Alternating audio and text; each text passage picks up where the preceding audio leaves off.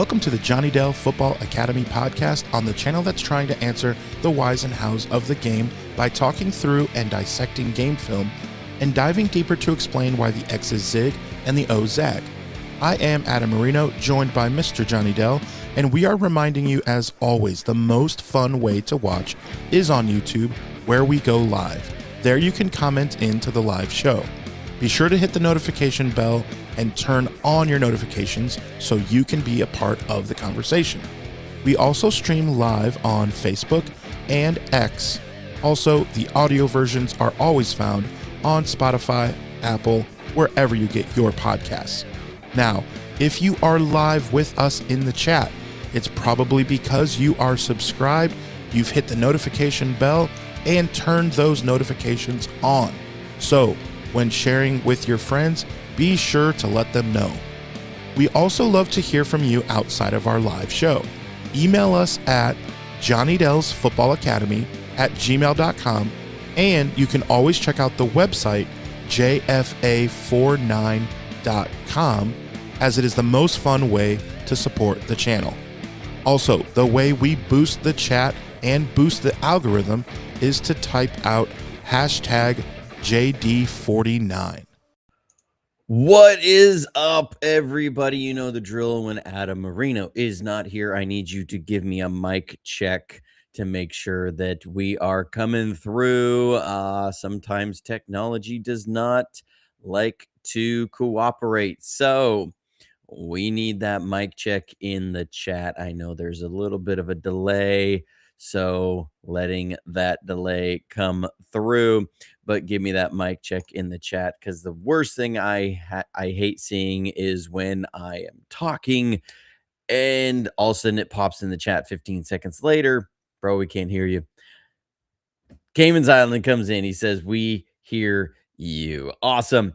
Man, we had a great game yesterday. It was the second bye week, or it should have been. I think the game, when we did our preview video, our preview episode on Friday, I think all of us undershot the score because I thought it was going to be 24-10.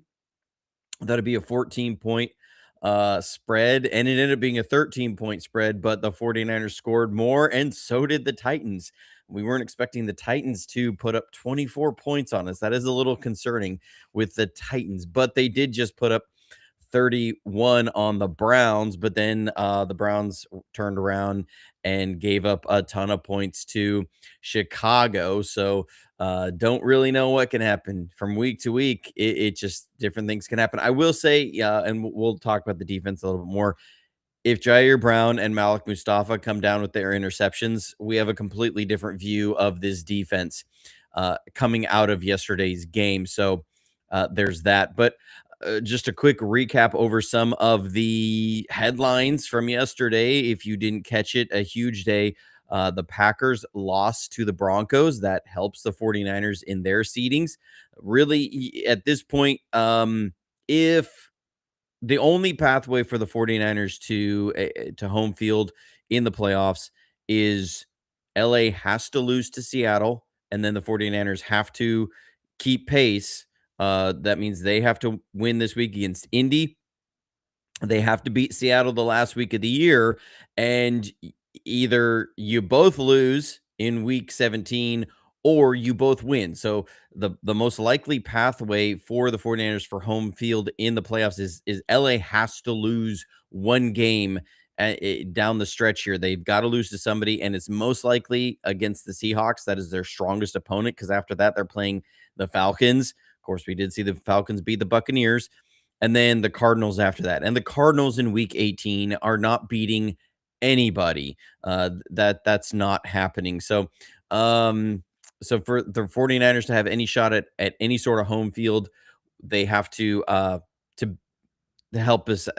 They have to get some help from the Rams. So in that, the 49ers, I think if you start looking at how the playoffs are shaking out, the 5th seed is the ideal spot then, because that's going to go play the 4 seed, which will be the NFC South.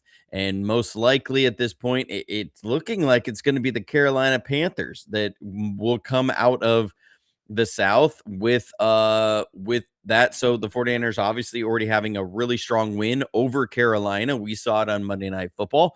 So that looks like your good matchup, I think. And so the Packers loss helps the 49ers. Plus, the Packers also just most likely, it has not been confirmed, but Micah Parsons most likely has a torn ACL and he is done for the year.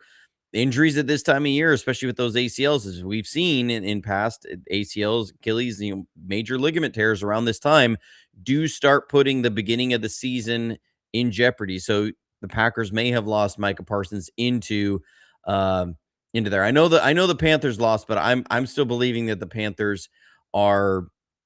I think they're going to come out of the South. I just the way that the Buccaneers season is going right now, and the way the Panthers have been, I see the Panthers coming out of there. I know, I think tiebreaker that Tampa Bay is technically in the lead in the pole position there, out of the South, but I don't think they're gonna hold that. But so Micah Parsons and the Packers, that is a big playoff opponent too, that has come down a notch. And I also, if everybody didn't see it yesterday, the Chiefs were officially eliminated from the playoffs. That's a big deal. I mean, we're going to see a first a first playoffs without the Chiefs in a long time, and I'm for one okay with that. Look, I'm not celebrating on Patrick Mahomes has torn his ACL, and I'm not celebrating that. I wanted the Chiefs out of the playoffs no matter what happened there.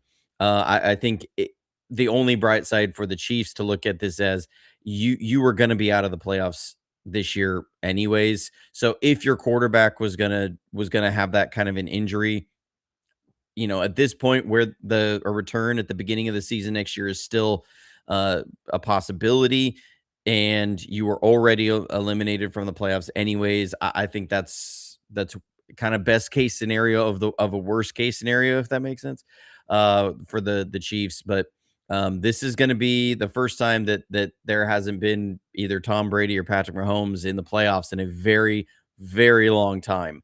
It's been at least 15 years, maybe even longer.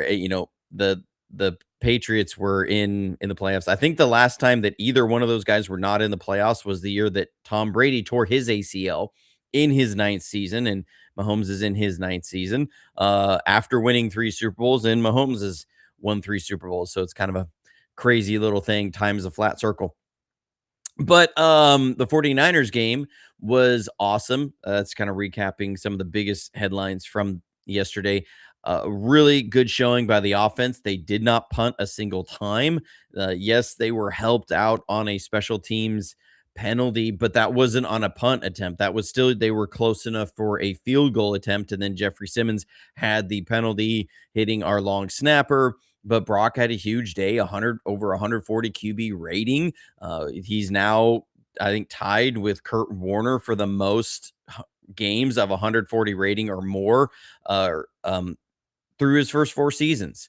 There's a lot of things that Brock continues to be doubted and continues to have games.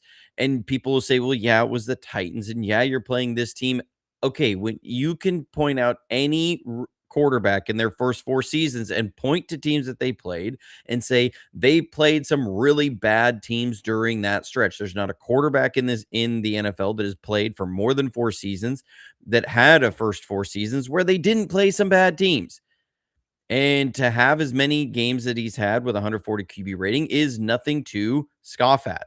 It's also remarkable when you consider that he missed 8 games this year, and you say there probably would be at least 1 or 2 more added on, and we're not done with this year. He's still got Indy, he's still got Chicago, he's still got Seattle to go play against, and he could end up surpassing Kurt Warner in a week. And this happened in a week where all the speculation and all the talk with Brock Purdy has been about, would you trade Brock for Joe Burrow? And almost the universal answer has been yes, you would trade Brock Purdy in a heartbeat for Joe Burrow. I'm not going to get into the opinion on that because I think a lot of what ifs in those situations become exactly that. What ifs. Brock has a no trade clause. So and when you've watched that Joe Burrow cannot have success in Cincinnati outside the Super Bowl where they did lose to the Rams, that Joe Burrow has been constantly injured because he's playing behind a really poor offensive line. He gets the big numbers because he can throw. He's got some incredible weapons on the outside, but it's like feast or famine with them. They either getting a lot of good passing or he's getting the crap kicked out of him because his offensive line is terrible there. And they've never been able to put a defense around him. So when you look at that, I think, this thing, Brock Purdy's not gonna agree to be sent to Cincinnati. That's just not happening. He's got a no trade clause. So this idea of, playing the game of, oh, would you trade him for, it's not even a question, because I don't see it as any sort of actual scenario that could happen. It's kind of like if you could have Josh Allen in Kyle Shanahan's offense. Well, you don't, and you're not going to. So I don't really understand the point of this. That doesn't help us get to the Super Bowl or have any sort of outlook of how the 49ers are going to win the Super Bowl. I mean, that guy's not walking in the door. So, what we do have is the evidence in front of us and who our quarterback is and who he is under contract and who they've committed to. And that is Brock Purdy. And he is continually being doubted and continues to show that he is a very good quarterback and does a lot of really good things. We saw a perfect example in yesterday's game of why Brock Purdy elevates this offense beyond somebody like a Mac Jones. Is that there was multiple off-schedule plays that he was able to make. He was able to get yards with his legs, had the longest run of a 49er this year. We have not had an explosive element in the pass game or the run game this season. That has just been a deficiency, and a lot of that, again, comes back to just you don't have a lot of speed on the outside to push safeties deeper, and so everybody's there, which we started to see some of that yesterday. I'll get into that in a second. Hopefully that works out. But that Brock had a great game. He's continually being doubted. 3 touchdowns. And I will say, this is why I have an issue with some of the different numbers that people throw out there. People will usually form an argument or form an opinion, and then they go and find numbers to back up that argument or opinion. I don't like that approach at all. And I think all of us, and even myself, when you were making arguments, have to be aware of, are you trying to use data to back up your opinion, or are you forming your opinion using data? And for me, I always try and base it off the film and what I see and how Brock works in offense. And I think when you work an offense through and you can get through your progressions quickly and you can throw with anticipation, you can throw with accuracy, that overall, a lot of over the proper length of time, a lot of good things are going to happen for you, especially as a quarterback. And so I know it was after the Panthers game, Brock had that 1 touchdown, 3 interceptions, and there was this perception that everybody locked into, an opinion, and I'm not necessarily dunking on that. I'm saying that we can all be prisoners of the moment, and we start then saying, let's confirm that we've seen Brock has turned the ball over a lot. And I'm not saying he wasn't. He had at that point 7 interceptions on the year, and that's not good. And his touchdown to interception ratio was 8-7. And so I started seeing these numbers people are throwing out there over the last, 17 games. Brock's thrown 17 touchdowns and 17 interceptions, or 17 touchdowns, 19 interceptions, or since the Baltimore game. And I saw that one a lot, of putting up a stat of him since the Baltimore game in 2023, as if that was a watershed moment where the league had figured out Brock. And it was, since that moment, he's had 28 touchdowns to 19 interceptions, and then the disparity of what it was before. And that starts to look like, oh, yeah, we're seeing a really out of skew touchdown to interception ratio. And my issue is, you can't just take that game as your kind of obligatory marker and then and also not count the playoffs that happened after that, and just use everything that and because really what you're getting is mostly 2024 and then the worst games of 2025 is what you're really basing that stat off. And you go, okay, but we need to see more data. And so if we again, this is why I don't like these obligatory markers. Because if you say, because I can just as easily say since week 17 of 2013, including the playoffs. So every game that Brock has started since week 17 of 2023, I can say Brock Purdy's thrown 40 touchdowns to 20 interceptions. That is a 2-to-1 touchdown to interception ratio. Generally, that's pretty good. We would like to see it a little bit higher, but when you put it in that sort of a context, it doesn't sound nearly as much like all these others over the last 19 games, 19 touchdowns, 17 interceptions sort of thing. It doesn't sound nearly the same. When you say, well, since week 17 in every game he started, he's 40 touchdowns and 20 interceptions. That's still too many interceptions, but it's not nearly what it shows. Again, you can take any sort of obligatory marker in there and frame however you want to look at it. In the end, we saw yesterday, the data on the field showed that is who Brock looks like when he is healthy and the team is humming. I do think the biggest issues he's had this year has, one, been the toe, two, been forcing some throws. I mean, we have to even remember going back to the Seattle game that there were some injury issues there with Juwan Jennings and George Kittle, and that really did affect the offense and everything that was going on there. So, it just is what it is at this point. Brock has played really well. I suspect we're going to look back at the end of this season and look at Brock, who he's been over his first 4 years, and again, especially considering he didn't play most of his rookie year. He was the third string quarterback. He didn't play half of this year, and he still is tied with Kurt Warner for the most 140 QB rating games through 4 seasons. That is absolutely impressive. Brock is where Brock goes, this team will go in the playoffs. That's really what we're seeing.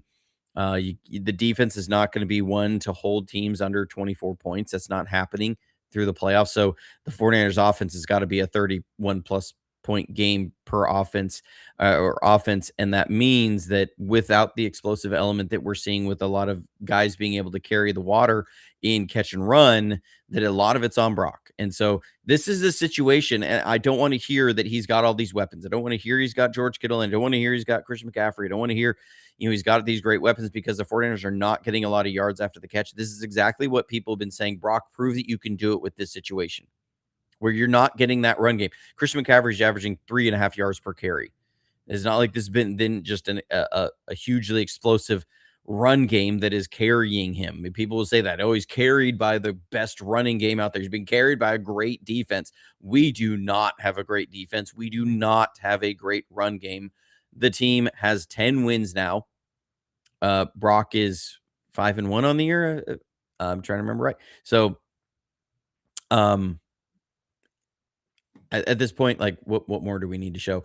I will say it was good to see Ricky Pearsall get almost 100 yards receiving yesterday, and we did start to see what the offense does look like when you get an explosive element on the field in the passing game. We have been missing that. I've been saying that all season, that there has not been an explosive element in the pass game.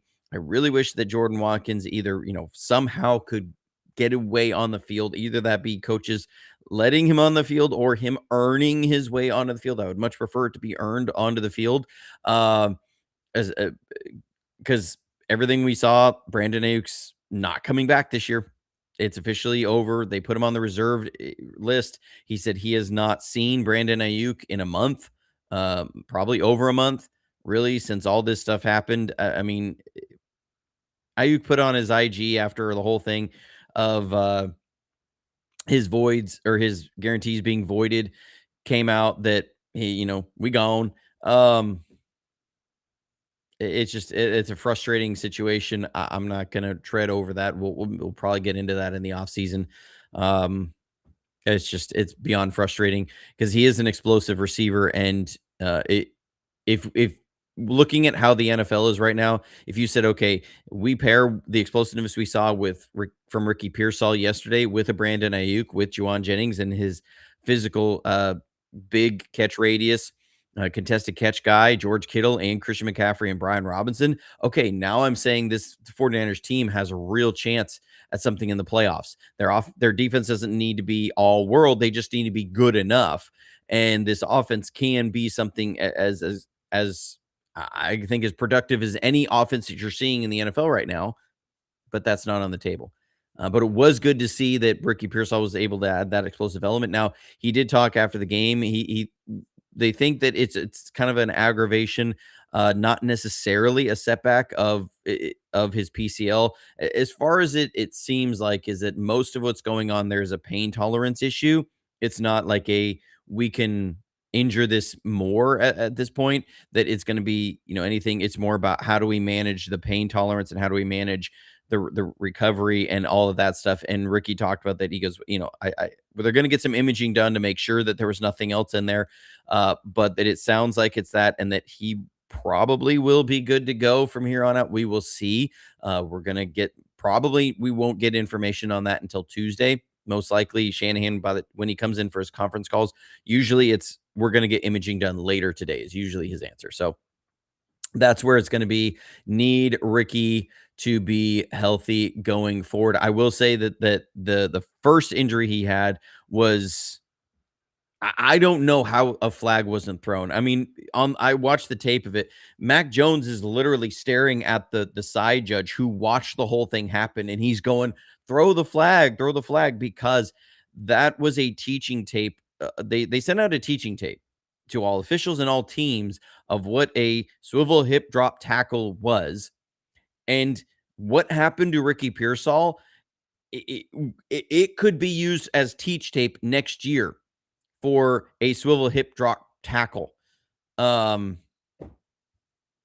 there wasn't a tackle or the flag thrown, I don't know. Do hope that Spencer Burford did not get a high ankle sprain. At this point in the year, a high ankle sprain is most likely donezo for the year. You would have to make it to the Super Bowl for Burford to end up coming back. The Connor Colby experience is not something I want to retread this year. Hopefully it's a low ankle at worst. That will be something we'll all be holding our breath on a little bit, which I don't think many people, if you said this last year, you said, we're holding our breath that Spencer Burford will be healthy and able to start for us at left guard. I don't think many people would be sitting there going, yeah, okay. They'd be saying, Johnny, you have gone off the rails. But that is where we are at. I want to get into the super chat. Thank you so much, Cayman's Island Podcast. Go check his podcast out. He does a great job. He's got that great Southern accent you want to hear. He says, what do you feel the Niners need to do in order to consider this season a success? I feel one and done the playoffs is not it. At least one playoff win. I've done some thinking about this. I don't know what it's necessarily going to take for me to I think, honestly, I think getting to 10 wins this season feels like this was a success. I know it would feel really terrible losing out the last 3 games of the year. I don't think that's going to happen. They're going to win at least one of those, maybe 2. But I mean, when you look at this season, I know it's really hard for me, and we've talked about this of like, I'm not into next year at all, and I'm not. I am enjoying this season every bit for what it is. The wins that you get. I'm also being fairly realistic that I just don't see this as a Super Bowl contending team. That's not to say I'm saying they can't. I'm not going to put a ceiling on this team. I think the grit and determination this team has shown, they can beat anybody in the NFL. I think there's not a single game I think they could go into and you would say this team has zero chance against them. They don't. They can do anything this season. Will they? I don't know. And again, I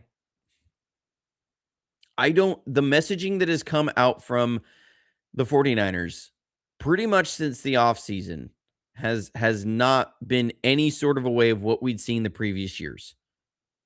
There was a clear understanding. They were not going into this year as like, this is a year, if things fall out right for us, we could be walking away with a Lombardi.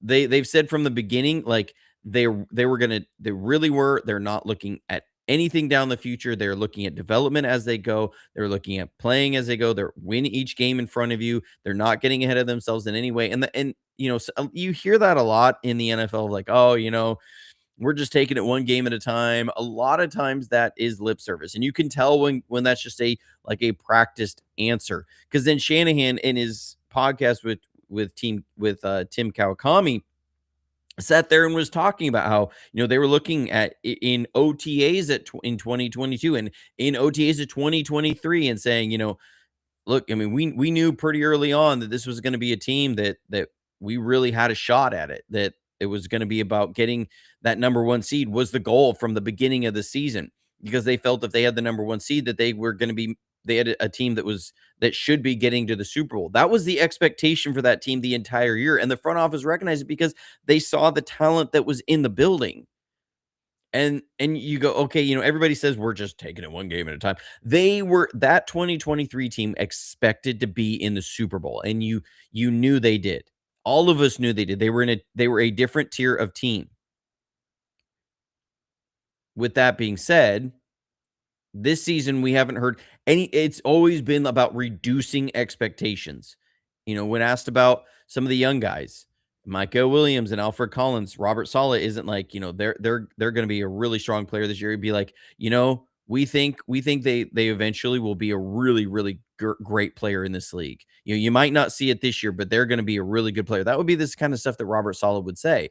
These were picks that were projection picks, and that they were looking at, these guys have traits that we can't teach, and we also see that they have malleability. And so we think by year 2 and 3, they're going to be in this really, really high level group, and therefore we can pursue that. Will open up our window. They were looking at what the Rams did and how they reset their roster. They really didn't have a realistic shot. We didn't give them a realistic shot in 2023, but the basis of what they did then has set them up for where they are now, which is in the pole position in the NFC. I think the 49ers were clearly going into this season with that approach, was that this is a roster reset year. We need to reset some of our cap. We need to reset some of our age. We need to develop young guys. So this is a long way around to answer. My expectations for this year was really, I wanted to see how they played out through the regular season, and anything in the playoffs was gravy. Seeing that they are already a 10-win team and there's still 3 games left, that's phenomenal. With what this team has gone through, that they couldn't even run the training camp they wanted because of so many injuries, that's phenomenal.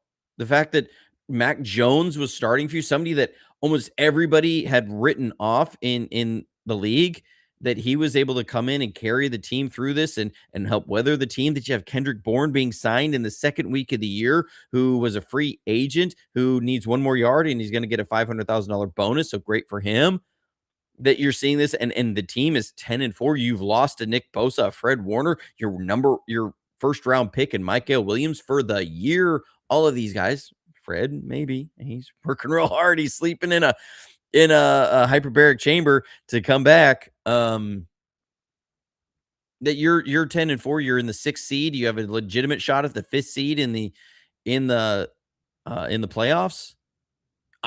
This has been a success of a season for me. I think even if you close the door right now, this has been an incredible season for what they've gone through. Kyle Shanahan should be at least just in the second position for coach of the year, and he's not, and it's absolutely ridiculous. The league already determined at the end of October that Mike Vrabel was going to get coach of the year, with just completely disregarding what Shanahan has done. This team, I'm so proud of this team and what they've done. It's in a different way than I've been in teams of the past. But, I looked it up this morning. There's only 5 teams that have had, because the 49ers secured their 5th 10-win season in 7 years, and we still have 3 weeks to go. 5th 10-win season in the last 7 years. There's only 5 teams that have had at least 10-win seasons, 5 10-win seasons since 2019. And those teams are the Rams, the Ravens, the Chiefs, the Bills, and the 49ers. That's it. Now, the Packers most likely will be, because they're a team they've had 4, and if they get one this year, but they still haven't, if they get one this year, then they will be the other team. But when you start looking at the company that you're in that same company as the other teams that I think we often look at and say, "Oh my gosh, they're so spoiled with what they have at this position or what they have at that position." And they've just had this, because you look at what have these teams had since that time and during that time. You look at the Rams, they've had Matthew Stafford, who's been a seasoned vet, one of the best arm talent guys in the league. They've had Stafford. The Ravens have had Lamar Jackson, multiple MVP winner. The Chiefs have had Patrick Mahomes, multiple MVP winner, multiple Super Bowl MVP winner. The Bills have had Josh Allen, multiple MVP winner.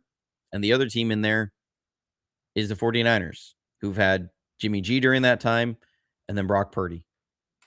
And really, we've seen since Brock has come in now, this is his fourth season, third 10-win season. So, I think we oftentimes look at those things, and people say, wins and losses aren't a quarterback stat. And you say, yeah, but overall, when you look at the teams over the last 7 years who've gotten 10 wins in a year, it's all the guys that everybody puts at the top of their quarterback chart. When you say who are the best quarterbacks in the league, it's going to be you're going to hear Patrick Mahomes, Josh Allen, Lamar Jackson, Matthew Stafford. That's what you hear. And the 49ers have kept pace with those teams. So what they've done this year has been absolutely amazing. I'm so proud of this team. I think wherever they go from here, it kind of becomes gravy for me. And I've enjoyed this season differently than I've enjoyed some of the other seasons. The 2023 season felt like a special year because we had not seen since the 90s, I think, a 49ers team that was so loaded with talent. It still felt like most of that year the defense still underperformed. But offensively, they had talent everywhere. And that was the big knock on Brock, right? They just had so much talent. So that was a fun season to watch. And I was trying to, keep in the moment of that. And the offense, when they left the field for the last time in the Super Bowl, they had the win. They had the lead. So that defense, I think, just could not coalesce. And they were also dealing with a lot of injuries. Remember, we had Logan Ryan playing defensive back for us in the Super Bowl. But I think I think this is a team that, I look almost at this almost like, a team that I think about it almost like the 2001 and 2002 49ers teams. I was really proud of those teams. Steve Mariucci took a lot of heat because, wasn't able to get it done in the playoffs. They had that big giant comeback win against the Giants in 2002, and then Mooch got fired. They lost to who ended up being the Super Bowl champion Bucks. And they had their issues with TO, and all that. I get that. But I was proud of those 49ers teams because they were still dealing with the massive dead weight cap that they had left over from the Super Bowl teams and the teams of the 90s, where they were constantly chasing, to get over the hump as the league was introducing the salary cap. And I remember that the salary cap in those years was around 70 million, I think 71 million. It was like 70.28 and 71 million, something like that. And the 49ers had $20 million in dead money one year and then 16 in another. I mean, that's wild to think about, almost over 20% of your salary cap being in dead money on that year, and then doing as well as they did. Those should have been set up years, and they ended up kind of being like these were our close windows years. And that's how I feel about this 49ers team. They have a lot of dead money right now because they did a roster reset, because they had to kind of take their medicine from, aging guys that you bring in and you give these big contracts, and sometimes it doesn't work out. You get a Javon Hargrave and that doesn't work out with the torn triceps, and you end up moving on to reset your cap. And same thing with Debo and Malik Collins. And so, this was a year that if you were going to look at, okay, we're going to really go for it, it wasn't this year. And so I feel very similarly to this team as I did back to the 2001 team, where they kind of came out of nowhere and were a 10-win team. They had this guy, Jeff Garcia, that everybody was like, I don't know so much about this guy. He was one of those Canadian football guys, that they ended up having a great season now that they got bounced in the playoffs. I remember I was as frustrated as anybody that got bounced in the playoffs that year. But I think looking back on that in the wake of everything, I was proud of those 2 years because the team had so much adversity they were trying to work through and were still able to do what they did. And that's how I look at this team. They're a 10-win team. That's a big deal. That's a really big deal in the NFL for what they've been through and what they've done. Um, I'm proud of this team for where they've been, and I think it's been a great season, and it's not over yet. And it's just get to see what this team can do. I'm not going to put a ceiling on this team. I think they can do it a lot. I will say the one thing that coming out of yesterday's game that was troubling was the run defense. Not good at all. Honestly, it was just not good enough. And I got to watch the tape, see what happened. Um, you know, uh, Tony Pollard. I said coming into this game on Friday, I said you got to have eyes on the twos. That was Tony Pollard and Tyjae Spears, number 20 and number 2. Together, they combined for 17 rushes for 138 yards. That's not good enough. That's not going to cut it in rush defense. And Cam Ward didn't have a great day at all when you really look at it. I mean, 18 of 29, 170 yards, 62% completion. He did have the one touchdown pass to Jeffrey Simmons, which was a little weird. But they contained Cam Ward as much as you'd look back and say, okay, I don't have any problem with how they contained Cam Ward. I have a problem when you allow Tony Pollard 14 carries for 104 yards and 7.4 yards per carry.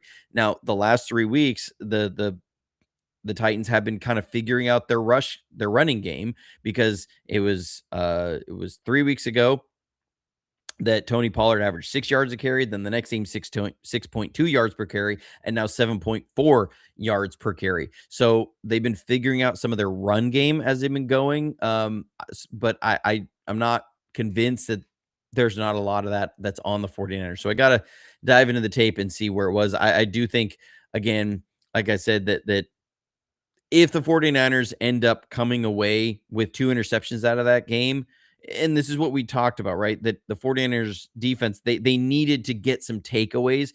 That's where their defense is at, because if they don't get takeaways, what we saw yesterday is going to be par for the course, as far as you're going to be giving up 21, 24, 27 points per game. They've got to get takeaways to take points off the field. They are not a good enough defense to stop everybody on third down every time, or be able to stop the run consistently enough to get everybody off the field on third down. You're not going to force 6 punts in a game. That's just not the way this defense is. You've got to take the ball away at least 2 times in a game, so that you don't give up 5 scoring drives or more. Like you need to be able to take the ball away on that. You can get a couple turnovers, and then I think they're about a 3 punt a game defense. If you do that, now you've got 5 scores. Generally, there's 8 to 9 drives per game. Maybe a half in there. Like in there, that means that you have kept them from scoring 5 times. At 4 scores, you're going to keep teams at that 20 to 24 point range, I think. Assuming you don't give up 4 touchdowns, that one of those is at least a field goal. But I think that you keep that, this offense has the opportunity and has a chance to go up against anybody. But they've got to get a couple of turnovers, and they were there. They were there. We were having flashbacks of safeties who just can't catch the ball thrown right to them. But you do see the positive side is that some of these throws were either caused by pressure, which is good to see. Yetur Gross-Matos, we need him back. We need him to go after. I don't care if he's a grandpa.